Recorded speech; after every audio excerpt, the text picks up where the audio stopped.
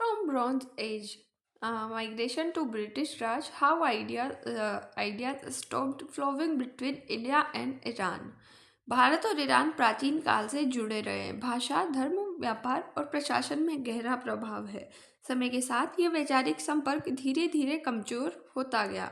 अब कांस्य युग यानी कि 3000 से 1500 ईसा BCE यानी कि आर्य प्रवासन, भारत ईरान साझा इंडो ईरानियन विरासत, समान देवता यानी कि इनका मित्र और वरुण और अग्नि देवता जैसे हुआ करते थे।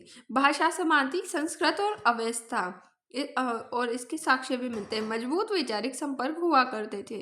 वैदिक अवेस्ताई विभाजन में देखें तो भारत के वैदिक परंपरा ईरान में जेरोस्ट्रियन धर्म से जुड़े हुए हैं।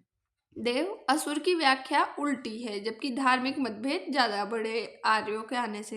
पहला वैचारिक विभाजन था। उसके बाद जो अकेमेनिडिक काल था, उसमें 6वीं 4वीं शताब्दी BCE से ईरानी शासक जो डेरियस का सिंध क्षेत्र पर शासन हुआ। प्रशासन, कर व्यवस्था, सिक्के, भारत ने ईरानी प्रशासनिक विचार अपनाए और राजनीतिक प्रशासनिक आदान प्रदान हुआ।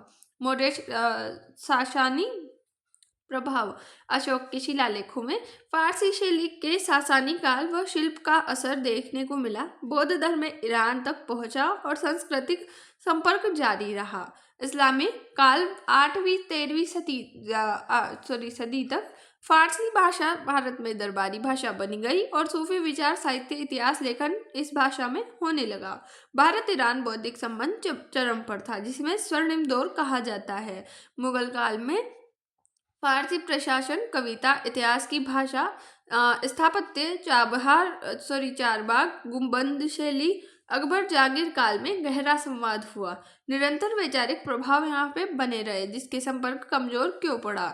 मतलब इससे संपर्क कमजोर क्यों पड़े, तो इसके मुख्य कारण थे यूरोपीय शक्तियों का आगमन हो गया था, समुद्री व्यापार का प्रभुत्व बढ़ गया था, ईरान का शिया झुकाव हो गया था, शिया की साइड, शिया और सुन्नी में भी मतभेद थे।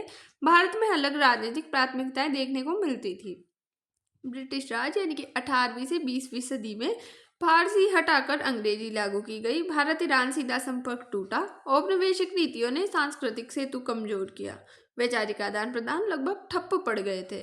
धार्मिक राजनीतिक विभाजन, जिसमें ईरान शिया और इस्लाम यानी कि साफावी काल के बाद हुआ ये, और भारत सुन्नी, मुगल और स्थानीय परंपराओं के बीच में विभाजित हो गया।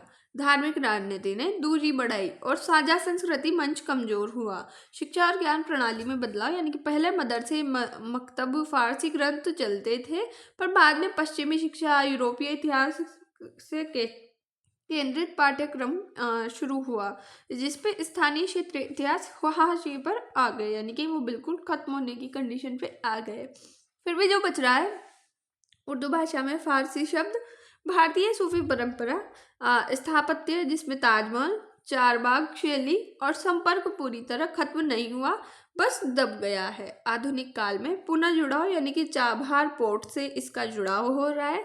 सांस्कृतिक आदान प्रदान किया जाता है। फारसी अध्ययन पुनर्जीवित हो रहा है। इतिहास से सीखा गया सबक उसे समझा जा रहा है। कंक्लूजन, हजारों वर्ष का गहरा संबंध धर्म, राजनीति और उपनिवेशवाद से दूरी बढ़ी, पर आधुनिक काल में पुनः संबंध मजबूत करने के प्रयास है। तो जय हिंद, जय भारत। Thanks for watching.